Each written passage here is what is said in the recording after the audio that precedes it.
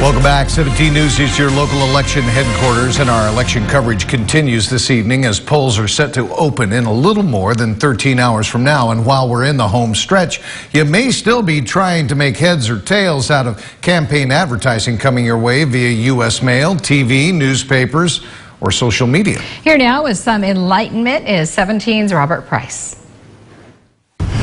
If you're as baffled by those Slate mailers that have District Attorney Cynthia Zimmer and Sheriff Donnie Youngblood on the same slate as Governor Gavin Newsom, you're not alone. A few people are a little confused by that. Zimmer and Youngblood have been vocal critics of the liberal California chief executive since day one. Yet here they are, along with 5 other Kern County candidates for nonpartisan office, smiling like one big happy family. What's going on here? Welcome to the world of the Slate mailer, where a candidate or a candidate's campaign consultant can link figurative arms with any national figure they believe could yield positive results on Election Day, regardless of party affiliation.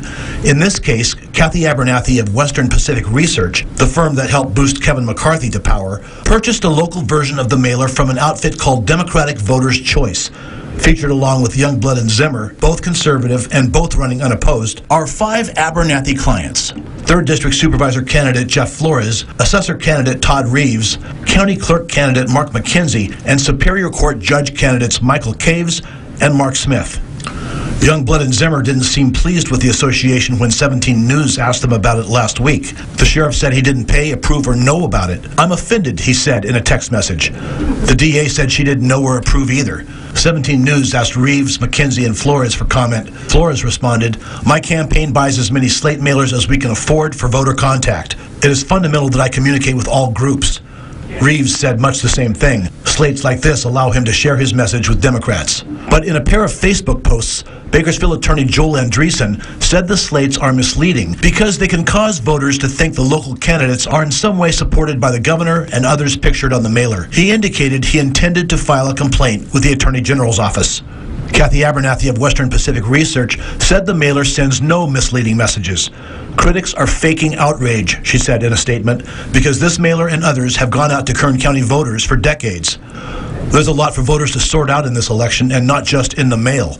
One of the more controversial is this TV ad funded by a PAC with close ties to McCarthy that portrays fellow Republican Chris Matisse, a vocal Trump supporter, as dangerously liberal, and on some pretty dubious grounds.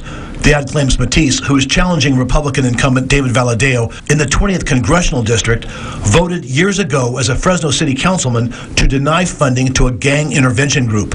But in fact, Matisse simply voted along with 6 of 7 council members to establish or increase funding to 3 gang intervention charities and decrease funding to 2 other charities. Election season, that time of year when there's more than a little head scratching going on.